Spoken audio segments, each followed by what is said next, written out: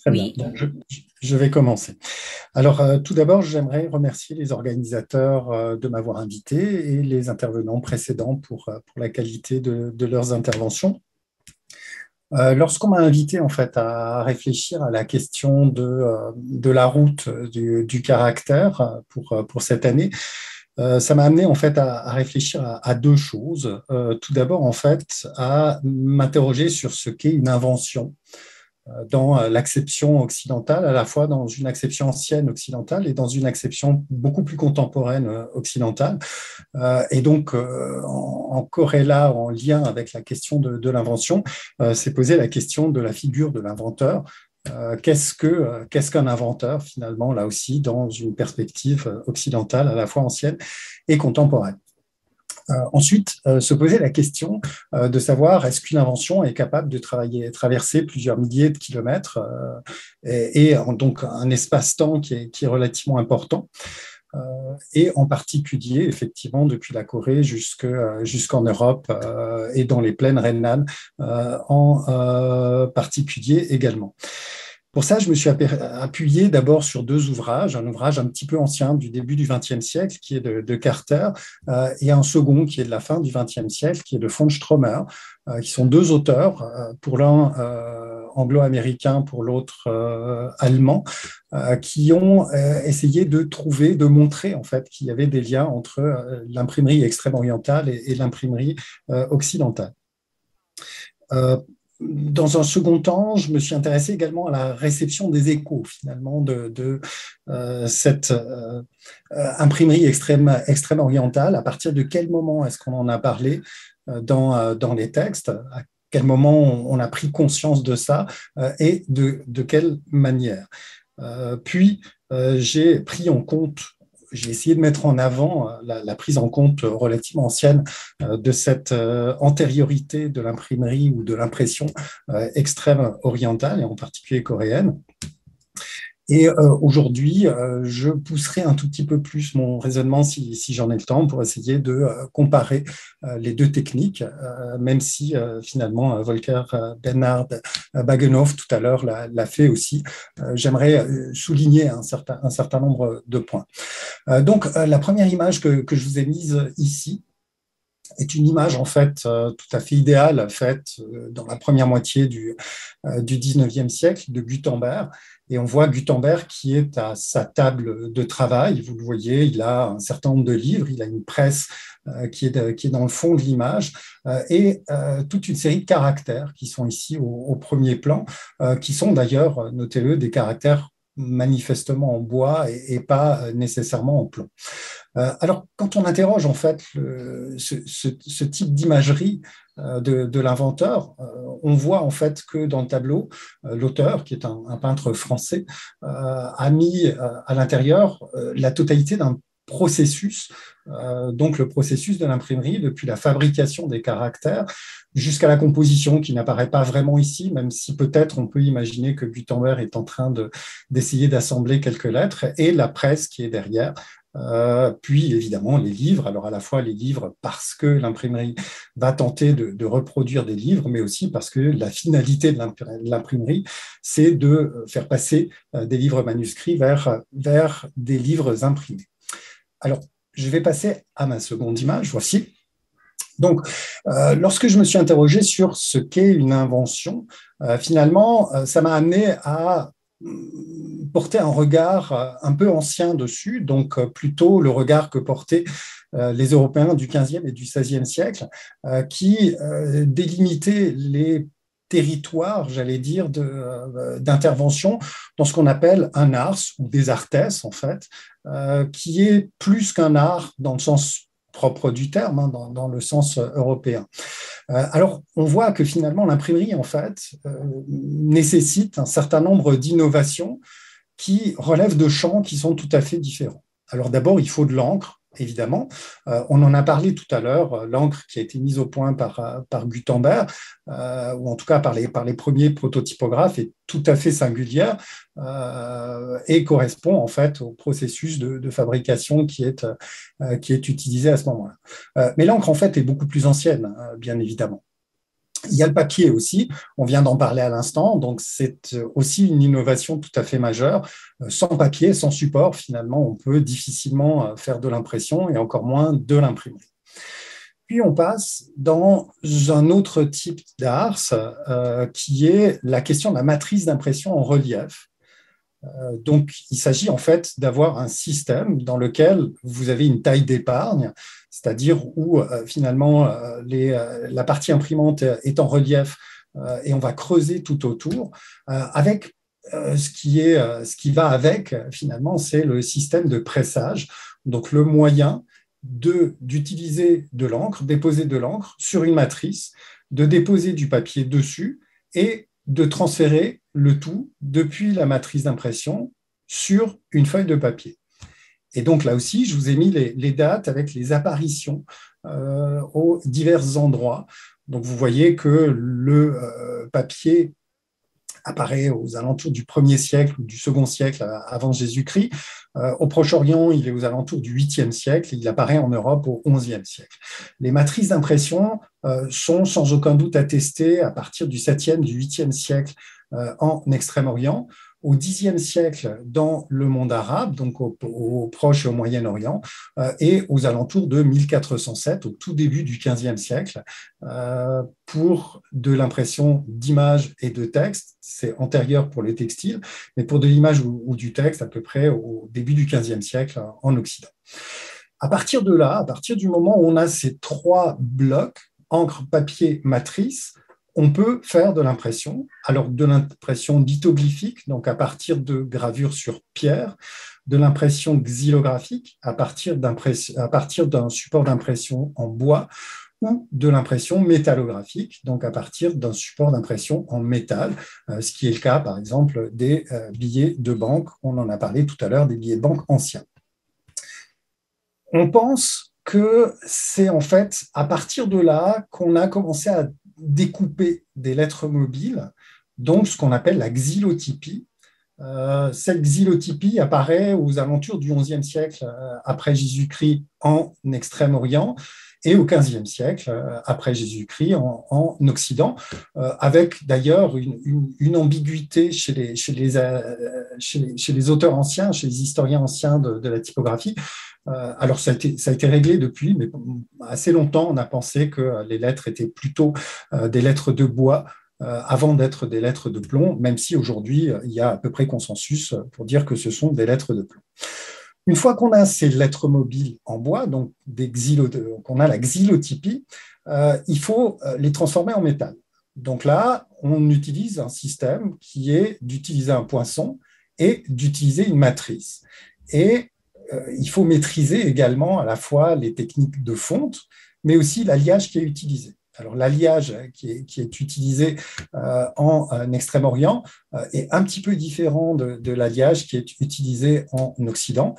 Plomb, étain, antimoine et cuivre en Occident, étain et cuivre en Extrême-Orient. Lorsqu'on a maîtrisé cet autre bloc technologique, on obtient des lettres mobiles métalliques, c'est-à-dire qu'on a cette fois-ci de la typographie. Et donc, on peut effectuer une impression avec ou sans presse, a priori d'abord sans, ce qui est le cas coréen, et pour obtenir effectivement de l'imprimerie en tant que telle, il faut encore rajouter un dernier élément, autre bloc technologique qui réclame là aussi des capacités tout à fait spécifiques, c'est la presse à imprimer. Et à partir de là, on passe de l'impression à l'imprimerie. Donc avant, on faisait de l'impression lorsqu'on n'a pas de presse. Finalement, on fait de l'imprimerie lorsqu'on a une presse.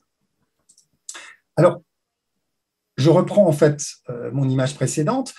Donc, finalement, l'imprimerie, c'est la réunion de tous ces arts, donc de toutes ces techniques qui proviennent d'horizons relativement différents. Vous avez de la métallurgie, vous avez la fabrication du papier, vous avez les mélanges de métaux, bien évidemment, puis évidemment, ce qui relève encore plus directement de l'imprimerie, c'est-à-dire… Alors, ah pardon, il y a un problème apparemment sur…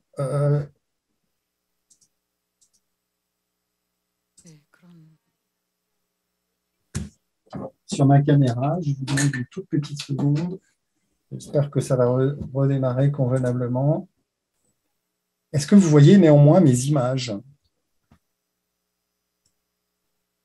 Ok, vous me voyez nous. Vous avez toute une série d'arts et dans l'idée ou dans l'idéal qu'on se fait en Occident de la question d'une invention, il faut qu'on réduise ces différents arts en arts. Finalement, les diverses techniques soient réunies toutes ensemble dans un système qui est autonome.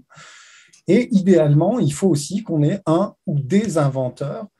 Et là, on aura effectivement quelque chose qui relève de l'invention dans une vision qui s'est développée au fur et à mesure des siècles dans l'idéal européen. Ici, toujours dans cette idée de fabriquer une invention de l'imprimerie, ou plus exactement d'essayer de construire quelque chose qui est de l'ordre de l'imprimerie. Donc, toutes ces différentes techniques qui sont dans un ensemble homogène, vous avez la première chose à faire, c'est effectivement de réduire en art les diverses techniques, c'est-à-dire de faire des traités techniques qui vont permettre de penser toutes ces techniques différentes dans un seul processus qui est unique. Alors, vous aurez peut-être noté que l'imprimerie ici, j'ai rajouté quelque chose qui est tout à fait important également, en particulier en Occident, c'est la question de la diffusion des imprimés. C'est-à-dire que si on fabrique en fait des imprimés et que la diffusion derrière ne suit pas, finalement l'imprimerie disparaît parce qu'on a des processus qui sont plus efficaces. Alors, cette diffusion des imprimés n'est pas négligeable non plus lorsqu'on étudie l'imprimerie, tout simplement parce que le choix qui a été fait en Occident, c'est une diffusion de masse, c'est-à-dire en fait de produire beaucoup d'imprimés d'un seul coup et de développer des circuits de diffusion qui permettent de vendre ces imprimés pour pouvoir en refaire d'autres, etc., etc. C'est un choix parmi d'autres. Vous pouvez avoir d'autres choix qui sont faits, par exemple, ça a été le cas pendant très longtemps en Extrême-Orient, de faire de l'impression à la demande. Notez d'ailleurs que l'impression à la demande est quelque chose qui revient aujourd'hui avec les toutes nouvelles technologies d'impression. On a aussi ce type de dispositif dans lequel finalement on ne va plus faire une production de masse, mais on va imprimer les livres au fur et à mesure. Je reviens à la réduction en art. Donc pour moi, vous avez divers moments. Le premier, qui est finalement assez ancien, hein, on est à la fin du XVIe siècle, c'est un petit dialogue en français et en néerlandais qui a été publié par Christophe Plantin en 1567. Et dans ce dialogue, en fait, Christophe Plantin va décrire toutes les opérations qui sont utiles pour aller créer un livre à partir de la typographie, depuis la fabrication des caractères, la fabrication de l'encre, jusqu'à la composition, jusqu'au passage sous presse. Pour ce qui est des... alors, Christophe Plantin est un imprimeur important, il sait parfaitement de quoi il parle. Il faut attendre 2 siècles, pratiquement, 1 siècle et demi, jusqu'à ce que les traités suivants apparaissent. Et vous avez ici le tout premier d'entre eux, ou en tout cas l'un des tout premiers, c'est celui de Johann Heinrich Gottfried Ernesti, qui paraît en 1721. C'est un traité allemand dans lequel, là aussi, alors vous retrouvez à cet endroit-là une gravure hein, dans laquelle vous avez toutes les fameuses petites technologies de tout à l'heure qui sont réunies en un seul endroit avec une description par le menu de tout ce qu'il faut pour aller faire l'art de l'imprimerie. Alors en France, 2 ans après, vous avez un auteur qui s'appelle Martin-Dominique Fertel, qui fait un ouvrage qui s'appelle La science pratique de l'imprimerie, 1723. Donc c'est à peu près le moment hein, où vous avez cette transformation finalement en art. Donc ici, vous avez la page de titre avec l'intérieur qui est là, et vous voyez qu'effectivement, vous avez la composition des cases qui est à cet endroit-là, l'imposition qui est ici. Donc, l'imposition, c'est le placement des pages pour pouvoir, lorsqu'on a plié une feuille de papier, avoir les folios qui se suivent les uns par rapport aux autres, avec ici un châssis qui est représenté, d'autres cases. Alors, vous avez du texte, hein, bien évidemment, à côté. Je vous ai montré les images parce que c'est plus intéressant, finalement. Et la description de la presse avec plusieurs planches qui vont vous décrire très précisément comment est fabriquée une presse. Donc, à partir de ce moment-là, on a effectivement ce qu'on appelle une réduction en art, c'est-à-dire qu'on a des traités complets qui nous expliquent comment fonctionne l'imprimerie. Cela dit, on n'a pas d'inventeur pour le moment. Donc, vous vous souvenez tout à l'heure, il nous fallait des traités, mais il nous faut aussi un inventeur, un ou des inventeurs. Alors, lorsqu'on s'interroge effectivement sur les inventeurs possibles, vous en avez un certain nombre, et finalement, Gutenberg ne s'est pas imposé tout de suite. Loin de là. Alors, je vous renvoie en fait à mon texte qui est relativement long, dans lequel j'essaye de faire l'inventaire un petit peu des différents candidats. Alors, bien sûr, Gutenberg est l'un d'entre eux, apparaît relativement tôt, hein, dans le courant du XVe siècle. En fait, à la fin du XVe siècle, son nom commence à circuler. Mais vous avez d'autres gens. Certains pensent que c'est Fust, plutôt, l'associé de Gutenberg, qui aurait inventé, et que Gutenberg, finalement, n'aurait été que son associé, n'aurait pas été l'inventeur. Et d'ailleurs, parfois, on le confond avec Faust. Alors, Faust, qui est un héros de la littérature ancienne, qui aurait vendu son âme au diable. Alors, vous avez toute une série de querelles avec toute une série de petites histoires qui circulent en Occident, où finalement Gutenberg aurait peut-être été le valet de Faust et serait lui-même allé vendre la technologie à Coster, qui est ici. Donc Coster, qui est revendiqué en particulier par les Néerlandais, comme l'inventeur de l'imprimerie. Vous avez un autre personnage qui est ici, Jean Mantel, Johann Mantel, Mentelin, si vous voulez, qui lui aussi a été à un moment ou à un autre mis en avant pour des raisons souvent qui sont relativement éloignées des faits. On a à ce moment-là, hein, là je suis plutôt au XVIe, au XVIIe siècle, peu de témoignages, et donc c'est davantage des querelles de chapelle, j'allais dire. Mais en fait, ils ne sont pas les seuls, loin de là. Vous vous souvenez, on en a parlé tout à l'heure, les fameux caractères mobiles en bois apparaissent dans la zone ouïghour. D'ailleurs, ils sont dans un langage turcophone. Vous avez les Coréens qui apparaissent aussi, les Chinois, un Aztèque. Alors ça, c'est une curiosité. Vous avez effectivement un auteur qui a imaginé que l'imprimerie avait d'abord été inventée par les Aztèques. Vous avez les Européens d'une manière générale, ou un Allemand d'une manière générale aussi. Autre hypothèse, un commerçant venu de Chine, dont on ne sait pas bien en fait l'historien qui en parle ne précise pas si c'est un commerçant extrême asiatique qui est venu en Europe ou si c'est quelqu'un qui serait parti et revenu, un Allemand qui est parti en extrême Asie, qui serait allé apprendre effectivement la technique. Alors toutes ces hypothèses sont posées sur la table, sont combattues ou portées en fonction d'eux. Et puis ça continue, on pourrait en citer encore un certain nombre. Je vais encore en citer deux, si vous voulez bien. Vous avez Pamphilus Castaldi, qui est un candidat à un moment des Italiens, et Procopius Waldvogel, qui est un candidat porté aussi par les Français, cette fois-ci. Et puis, on pourrait continuer, etc., etc.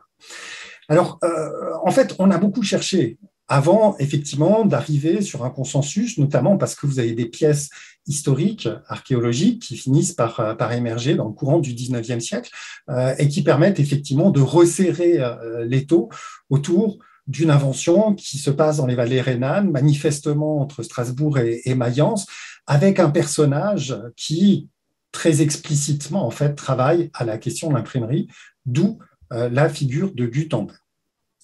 Alors, la figure de Gutenberg, donc c'est un inventeur potentiel. Ceci dit, ça ne nous dit pas que Gutenberg n'a pas eu d'influence par ailleurs. Hein. On a juste réussi à faire émerger effectivement un personnage là-dedans.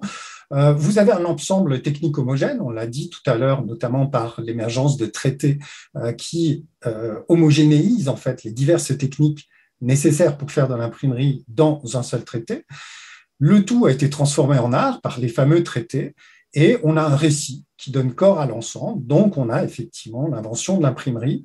On a quelqu'un qui l'a inventé, on a les diverses techniques et on a une histoire qui est susceptible d'être mise dessus. Et donc, vous avez effectivement l'histoire de Gutenberg, avec ici un autre tableau de Gabriel Christophe Guérin, avec Gutenberg qui invente l'imprimerie. Et vous voyez effectivement l'inventeur dans l'acception très contemporaine. Je vois que ma caméra s'est bloquée. Je vais tenter de la redémarrer. Elle est un peu farceuse. Vous avez l'inventeur dans son acception la plus contemporaine qui est représentée ici. Voilà. Donc ça, c'était la question de l'invention. Et je vous disais qu'il y avait la question de l'influence derrière. Et effectivement, si on regarde l'influence, on voit que finalement, alors vous avez une carte ici de l'Empire mongol, si vous voulez, entre 1300 et 1405. Et on voit qu'effectivement, dans l'agrandissement que vous avez à cet endroit-là, l'Empire mongol va finalement très loin jusqu'en Europe, puisqu'on est en contact des pays baltes, de la Pologne qui est ici, du Saint-Empire romain germanique. Vous voyez que l'Italie est toute proche, vous avez la Hongrie aussi. Donc, bien sûr, on pourrait penser que vous avez une contamination ou disons une circulation qui peut s'effectuer depuis l'extrême-Asie qui est ici, de techniques qui ont été véhiculées, encore une fois, par une culture qui occupe une très grande partie du monde connu de l'époque. Et effectivement, on a des éléments imprimés qui existent ici, deux exemples qui sont à la bibliothèque, dans les archives nationales de France, une lettre de 1289 et une lettre de juin 1305. La lettre de juin 1305 est ici. Et je vous en ai fait un agrandissement pour vous montrer que vous avez des impressions. Donc, manifestement, à la fin du XIIIe, au début du XIVe siècle, en France, on a effectivement des exemples d'impressions. Alors, ce ne sont pas des impressions typographiques, bien sûr, c'est des impressions xylographiques, ce sont des sceaux, mais on a des exemples d'impressions. Donc, on pourrait aussi se poser la question, donc on voit que l'Empire mongol va en 1405 relativement loin sur l'Europe.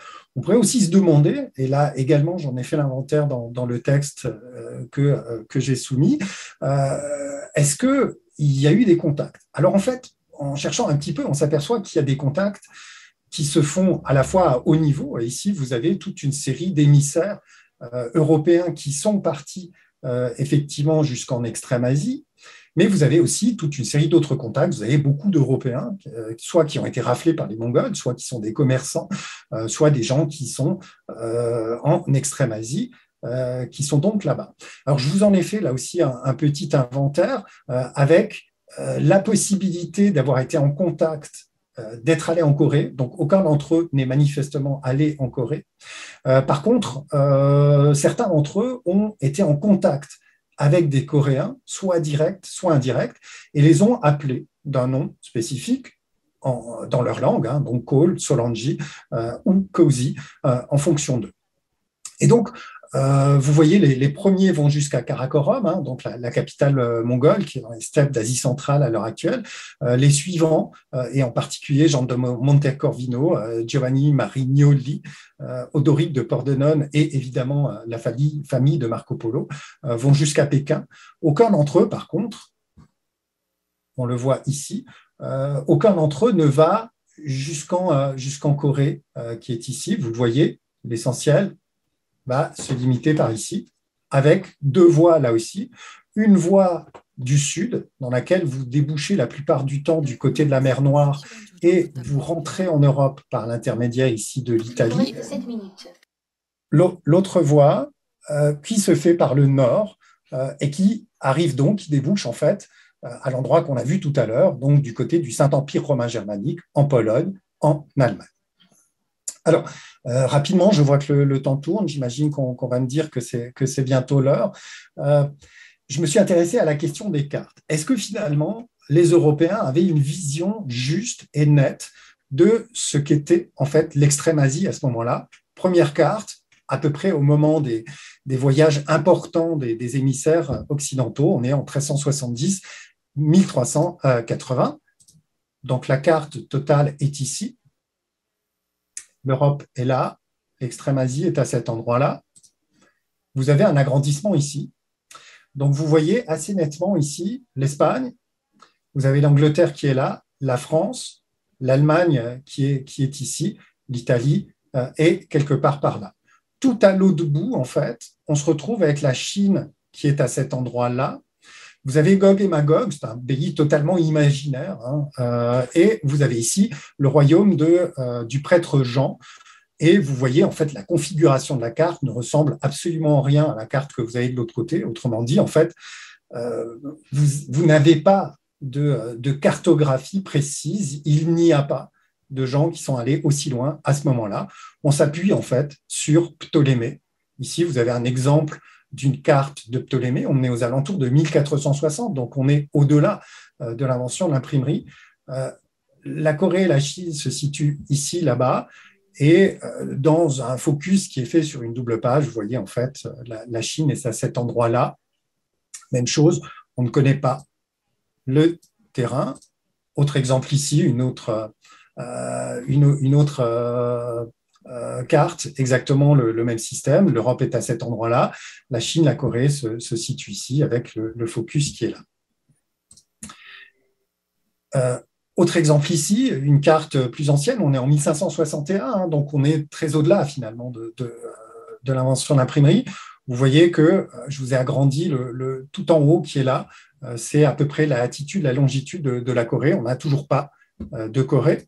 Il faut attendre plus tard, ici en 1607, donc au début du XVIIe siècle, pour voir apparaître la Corée qui est à cet endroit-là, vous le voyez, et qui est considérée à ce moment-là, c'était une édition de 1623, comme une île. Donc, à nouveau, un élément qui nous dit qu'aucun occidental, en fait, n'a une vision claire de la Corée, puisqu'on pense effectivement que c'est une île. Autre exemple ici, encore plus une île, cette fois-ci. Donc, vous avez la Chine qui est là, et on pense effectivement que c'est simplement une île. J'avance. Ici, vous avez la relation en fait de tous les voyages qui ont été faits à la fois par les musulmans, par les occidentaux, sur toutes les époques, avec donc ce fameux monde connu. Et on voit effectivement que la Corée en particulier est tout à fait aux marges et qu'effectivement on n'y arrive jamais. Donc un contact direct finalement avec les techniques coréennes n'est pas possible dans ce sens-là. Les Européens ne sont pas allés en Corée et n'ont pas pu observer ces techniques. Alors, est-ce qu'il faut pour autant en déduire que la technique, est-ce qu'elle s'est transmise? Difficile à dire en tant que telle, probablement pas, en tout cas pas par une observation directe, et on n'a pas vraiment non plus, enfin on n'a même pas du tout de témoignages. Vous avez 3 minutes, merci de finir. Arrivé en Europe. Donc, je vais passer en 3 minutes très, très rapidement, simplement sur un autre point que je voulais aborder, qui était un ouvrage ici qui est paru en 1997, dans lequel un auteur coréen qui s'appelle J. Lee a fait une étude comparative entre les techniques occidentales et les techniques orientales. Et je voulais simplement souligner très vite à quel point, finalement, les diversités qui existaient lorsqu'on se penche sur les techniques occidentales dans les connaissances qu'on en a aujourd'hui, se réduisent finalement. Vous aviez beaucoup de différences et on en a de moins en moins. Donc, je vais passer la démonstration pour essayer simplement de vous montrer les endroits où ça change. Donc, je les ai soulignés en jaune ici. Donc, la question du poinçon qu'on a évoqué ce matin déjà. Le poinçon n'est probablement pas un poinçon métallique au tout début de la typographie occidentale. De même que la matrice est peut-être une matrice en terre ou en sable avant d'avoir été une matrice en métal ductile. Et le moule n'a pas tout de suite non plus été un moule à arçon, a probablement été un moule primitif au début de la typographie occidentale. Autre exemple, alors c'est davantage des petites mesures. On a pu mesurer des caractères plus petits que ce qui était proposé là. Et il y avait des erreurs de mesure. On parlait en centimètres alors que c'est plutôt du millimètre. De même que la chasse est variable. Donc ici, ce sont des petites différences assez anodines. De même ici, lorsqu'on est sur la justification, on imagine en fait que c'est une justification qui se fait dès les origines en métal, avec des petits éléments métalliques. En fait, ce n'est pas aussi clair que ça, hein. Ça pourrait très bien être d'autres éléments que des éléments métalliques. Ici, vous voyez des éléments qui servent de blanc. J'aurais pu vous montrer aussi des éléments de justification. Et enfin, il y a la question de la presse. Et là-dessus, Volker Bernhard Bagenhof a insisté tout à l'heure. Lorsque vous utilisez une presse, effectivement, les caractères qui sont trop petits ne sont pas imprimés, ce qui est le cas de ce caractère-là. Donc, aucune ambiguïté sur l'usage de la presse. Reste à discuter effectivement la productivité de la presse. Je propose ici plusieurs dizaines d'exemplaires par dizaines de feuilles par jour, puis quelques centaines, puis quelques milliers. Voici pour ma présentation. Et donc, ma conclusion est simplement, en tout cas, c'est mon sentiment personnel, que l'impression a été connue relativement tôt, l'impression extrême-orientale, et que je ne souhaite pas, dans l'état actuel des choses, même s'il n'y a aucune preuve tangible, fermer complètement la porte, alors non pas d'un transfert de qui est peu probable, mais en tout cas d'un certain nombre d'idées ou un certain nombre des ars dont je vous parlais tout à l'heure, dont le papier entre autres, mais probablement d'autres également, qui ont migré d'Extrême-Orient vers l'Occident. Mais effectivement, la réduction en art, c'est bien fait en Occident. Je vous remercie pour votre attention.